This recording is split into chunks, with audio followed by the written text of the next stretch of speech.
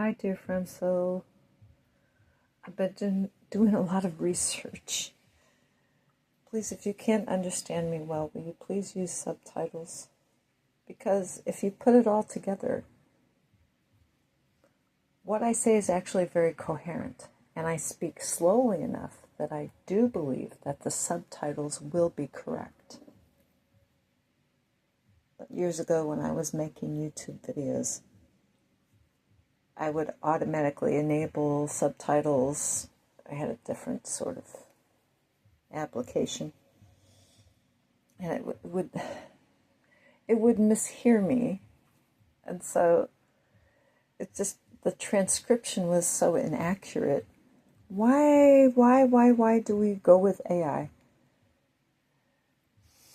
It's okay, human beings are prone to error, but AI is so stupid.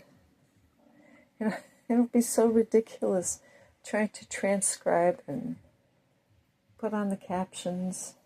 But that's all we have now, folks. All we have, because I would spend hours editing my videos, trying to transcribe them for people. I would get the captions enabled, and then I'd have to spend hours correcting the misspellings, the misphrasing, everything like that. So it is my hope that you can understand me, even though maybe I have an accent that's different from yours. Or, as the English would say, different to yours. Oh, no, I'm not trying to make fun of the English, but I can speak in an English accent. I think I can. Well, I don't know. Can I speak in an English accent? Yes, I can. I'm very able to imitate people's accents. But I'm trying to speak with my own accent. If you don't like it, I'm so sorry. I'm doing the best I can, just being me.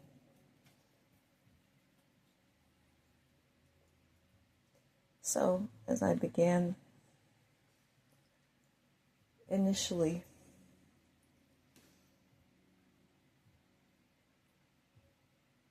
I hope this is God. I truly hope it's God. I hope that the investment of my time is going to reap some rewards for people. For me, obviously, I want to have my treasure in heaven, but other people, that they would find salvation, that they would find a means of repentance. It's very difficult to broach this subject. People might be a little bit sensitive about it, but has Japan ever truly repented of their past brutality and warmongering? Could that be the title of an article? If I were a writer, that might be a good title, a working title for an article.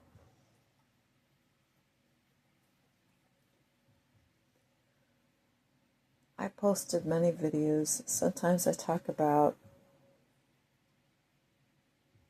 my father, how he was difficult to live with. And my mother was difficult to live with, and I was unhappy about the mistakes that they made, and this and that, and their flaws and their shortcomings. And some people would say that's disrespectful. You should never, ever talk about your family. My dad said you should never, ever, ever do that. What happens inside the home, you never talk about it. So I never did. That was not a good thing. I wouldn't say that anything criminal was happening, but I was just so emotionally squelched, you know what I'm saying, emotionally hindered, that I couldn't be honest with friends that I met. Friends in school, I couldn't tell them, I couldn't describe to them what I was experiencing, because I knew it wasn't normal. You know what I'm saying? I don't know. It's very difficult. So many times I've talked about some negative things about my father, but I want to tell you about some positive things. You might not think it's a positive thing, or you might, but when we would go out for walks, he and I would have these really good discussions out in the open air when we're walking. We got along just fine. We had these really good discussions. I really appreciated spending time with him. It's just that somehow when we got back into the house, he was annoyed by me. I don't know. It's like he's annoyed by my mother. He's annoyed by my brother. He's just, I really don't understand, folks. I mean, I've speculated. It's not the time for speculation. It's not really about what his problems were.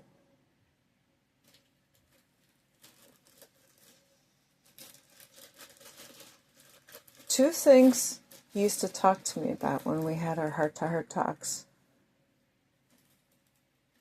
These were consistent themes. He said,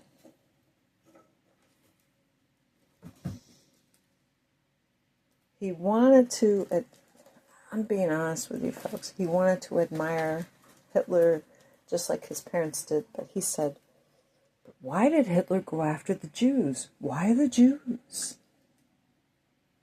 The Jews were the most intelligent. And he asked his mother, and his mother gave him the standard reply, well, the Jews, they got all the best jobs. They put the Jews in ghettos. I was like, how did Jews get, So I think he had real pangs of conscience about it. On the one hand, his family really admired Hitler. And in a way, he sort of admired Hitler, but on the other hand, he was horrified by the Holocaust. How could you not be horrified by it? He asked me more than once, I think, Erica, why did he go after the Jews? Why the Jews? Well, answer's easy enough. The spirit of Antichrist, right? Watch Les Feldick, please. But moving right along, another thing he talked about, having served in the Marine Corps, not during World War II, because he's just a baby during World War II. He said, and there's a connection between the Japanese and the Nazis, interestingly enough, because of course they were the Axis powers and we were the allies with Europe back in the day. Not Germany, of course. Germany was part of the axis of evil with Japan. The brutality of Germany and the brutality of Japan, it's like, it's like, oh, I just met my Aryan twin brother. I just met my Asian twin brother. We're so much alike. We should be friends. Come on. My dad said, they had the trials at Nuremberg, and Nazis were actually executed for their war crimes. The trials at Nuremberg. Are they not teaching this in schools anymore? But he said, the thing that really bothers me is that the Japanese were never held accountable for their terrible war crimes. And he was focused on Bataan Death March and the way American POWs were mistreated. But, I'm sorry, you go from square screen to rectangular screen, what they did to Nanking, what they did to the females in the Philippines, even what they did to Australian females, just, have I left anybody out? Oh my goodness. Oh yeah, the Ainu, the Aboriginal people of Japan. Yeah, there were Aboriginal people of Japan that the ethnic Japanese population just brutalized them over the centuries and wiped them out. Yeah, it's really true. Oh, you didn't know? Oh, I found out because I was very interested in Japan. And during my freshman year of college, I took a college course because I was very interested, and the professor was a white professor and his wife was Japanese. And the course was entitled Images of Japan. And I really wanted to learn about it. And I remember, it seems to me from that era, the men that married Japanese ladies were just the kindest, nicest white guys you could ever meet. I remember I had to take typing. I was forced to take typing in the 9th grade in high school, not college. So your freshman year in high school, you're 14 years old, at least I was. Your freshman year, or maybe I was 13, I don't know. No, your freshman year in college, you're 17 years old. I was forced to take this typing class, and I hated it because neurologically, I don't know what happened to me. I don't know. My mother was such an efficient typist. And, there were a lot of things about my mother that I never measured up to her. My fingers couldn't be as long as my mother's. My fingernails never grew. My legs never grew as long. My nails never grew as long.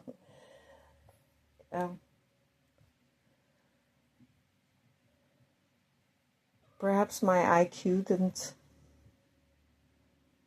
measure up to hers, but yeah.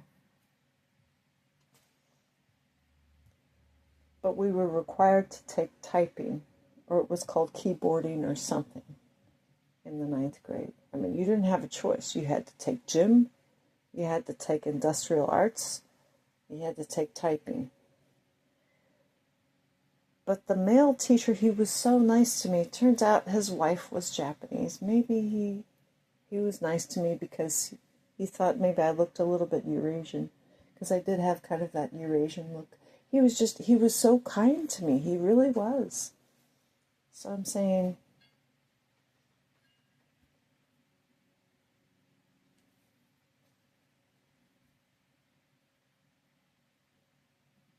I have a heart for the Japanese. It seems as if, oh my goodness, the good Lord has always somehow put Japanese people on my radar screen.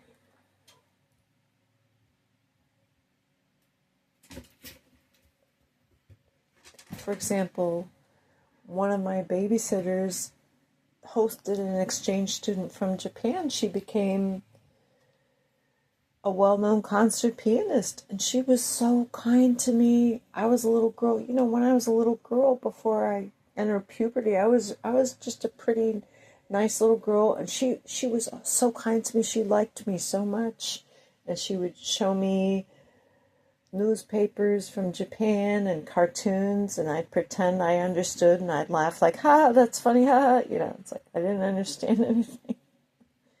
But could that girl play Red River Valley? Come and sit by my side if you love me. It's like a cowboy song. She could just rock out on that piano, because my babysitter also sort of moonlit as a piano instructor, and I really wanted to take piano lessons. My parents said, no, we can't afford that. Oh, so sad, so sad. Now, are you getting Elton John on me? Sad songs say so much, I guess. And then fast forward when I'm in high school and really not in my attractive period at all, attractive phase. This young lady comes over from Japan, and I felt sorry for her because people in my high school were snobby, and every exchange student, I mean, you'd really have to, I mean, the people were very, like, why would you want exchange students to come over just so you can ignore them and be mean to them? The young lady from Norway, the young man from Belgium, right? Every exchange student, people were just ostracizing them and making fun of them. I thought, I feel so sorry for these kids, they're the best and the brightest. Why are they sending them here? Why is the Rotary Club bringing them to our little town? It just doesn't make any sense.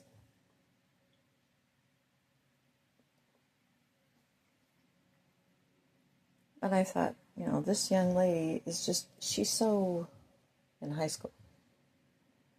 I didn't look good at all. I mean, I was pretty pimply at the time, folks, and she had this beautiful skin that was completely clear, beautiful skin tone, even golden skin tone, beautiful straight black hair, beautiful eyes. And I thought, this beauty is just, people can't appreciate it because they feel inferior, That's the thing. Sometimes when people feel inferior,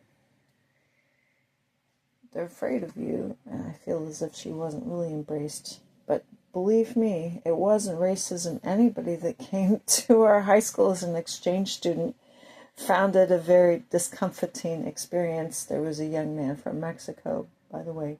He was really super duper nice.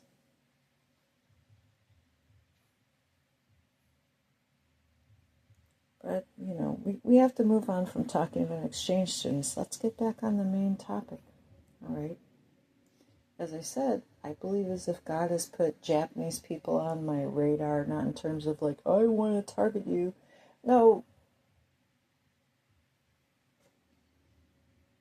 I became fascinated with the Japanese people when I watched.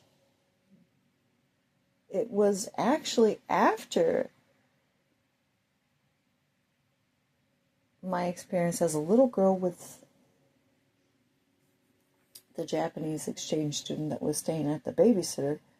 I watched this movie Shogun. It was a made-for-television movie, I believe, on NBC. And I just became absolutely fascinated with the Japanese culture, everything like that. Of course, my dear friends, there's so much to admire. But let's not gloss over the dark side.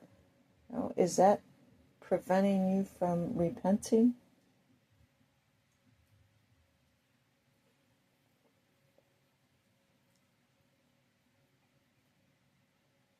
It makes me really sad. I've been hearing this for years, that Japanese workers are almost treated like slaves. I mean, we had this American song, I sold my soul to the company store, working such long hours. I remember reading an article, it might have been in U.S. News and World Report, because that was the conservative magazine back in the day. I bought the subscription in high school, U.S. News and World Report, because that's the intellectual conservative magazine. You're not going to read silly stories about Madonna, right? Remember?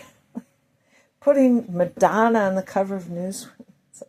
How can it be a news magazine if it has Madonna on the cover? But I liked Madonna, actually. I'm a complicated person.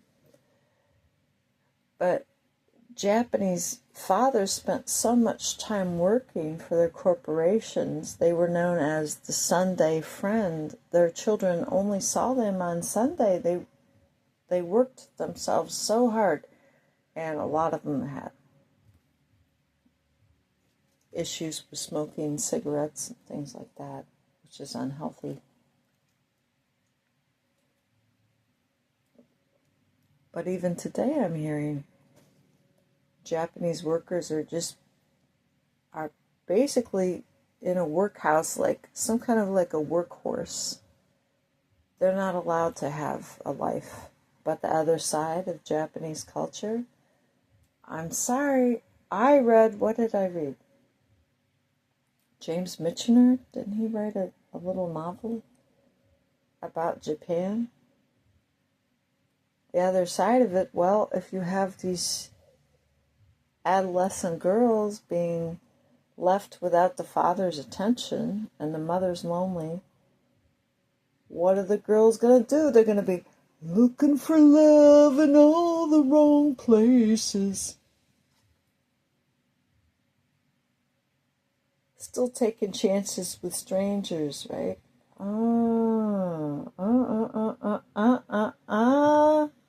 Did I not also read an article in U.S. News and World Report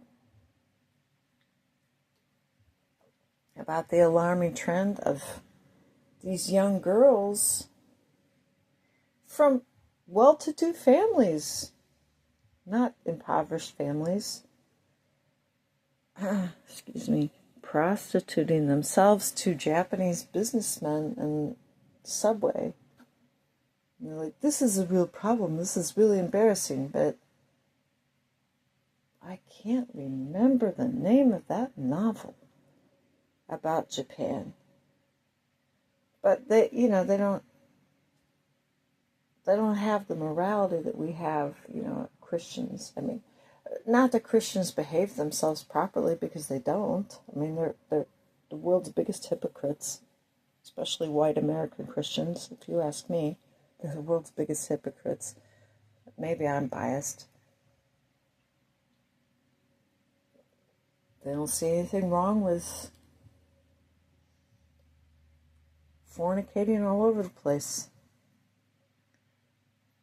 I mean, it's troubling, and it's really sad, because if you could get the Japanese people specifically to read the Bible, and to watch somebody like Les Feldick, and to watch somebody like Joseph Prince, because Joseph Prince is a minister of grace, and he is from Singapore. And I think this guy he's really intelligent. I mean, he's truly a scholar of the Bible. He likes Japan too. He mentions Japan, and sometimes he uses Chinese words. I don't know anything about it. Even though as a young lady, I really thought, I really am so interested in Japan. Someday I want to be an exchange student, go over to Japan. Sometimes what we want to do is not exactly God's plan for us.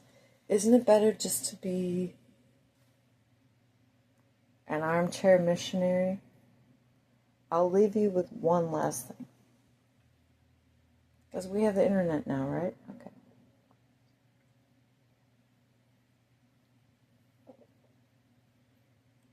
Maybe I should apologize. Why should you apologise? What do you have to apologise for? Thanks for asking, Poppy. Poppy, the nondescript English slash Australian tart, Stop bedeviling me, Poppy. English girls are a little bit too promiscuous, too. Why all these foreign men from countries come and do with Dagestan? I don't know, maybe because you're promiscuous. I don't know. You're attracting the wrong crowd. Ha da ching. Yeah, no, that was just an aside. I'm going to leave you with something.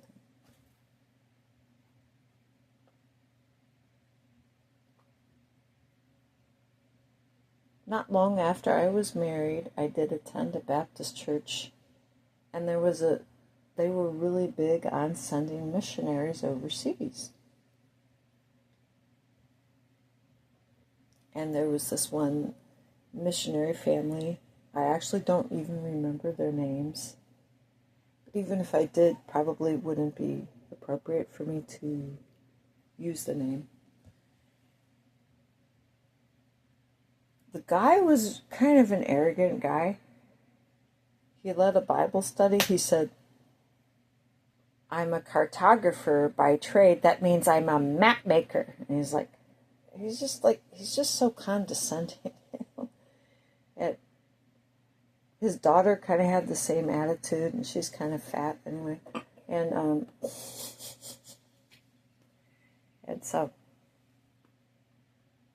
she gave a little speech in the church one time, and it was customary after you left the church service that the people would be standing, the ministers would be standing outside or, in the lobby, and you'd shake their hands and say, oh, that was a great sermon or whatever.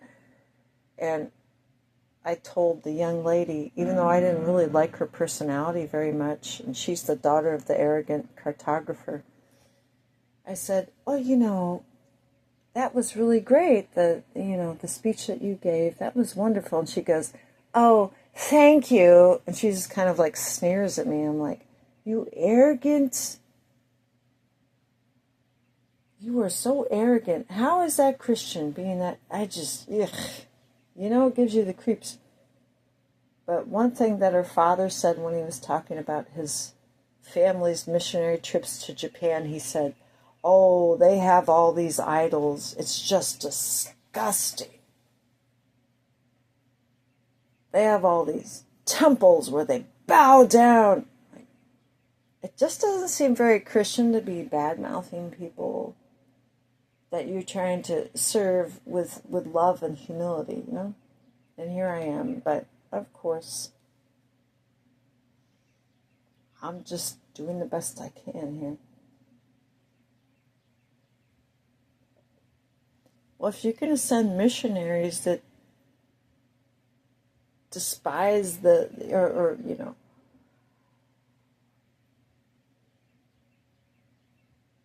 are so bigoted, I would say bigoted, is that, have such a bigoted, carnal attitude toward other people's culture rather than trying to understand it.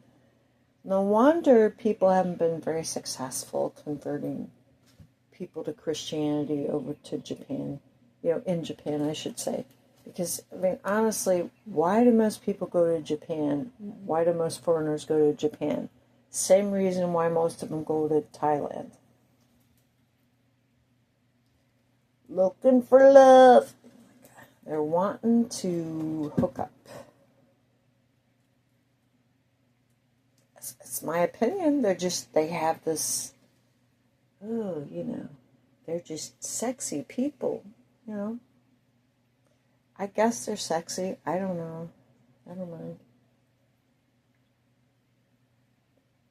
Everybody's sexy in their own way.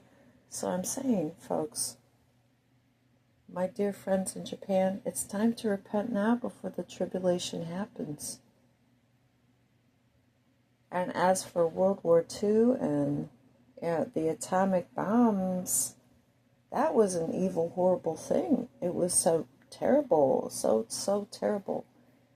And now, let's go to the modern day. Influencers going over to Japan, making disgusting videos trying to humiliate the Japanese people by being really rude. You see, I won't even go into Japan because I feel like I'm not really sure that I would really fit in. I just prefer to admire you from afar. But this stuff with the social media influencers coming over and mocking you and making fun of you, that's terrible. I apologize from the bottom of my heart for that. As well as, obviously, the thing that I said that was more serious about a minute ago.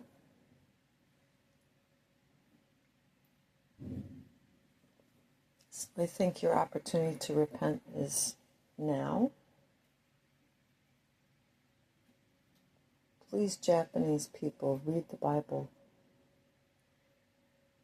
But beyond that, receive some good Bible teaching and instruction. And I do recommend Joseph Prince.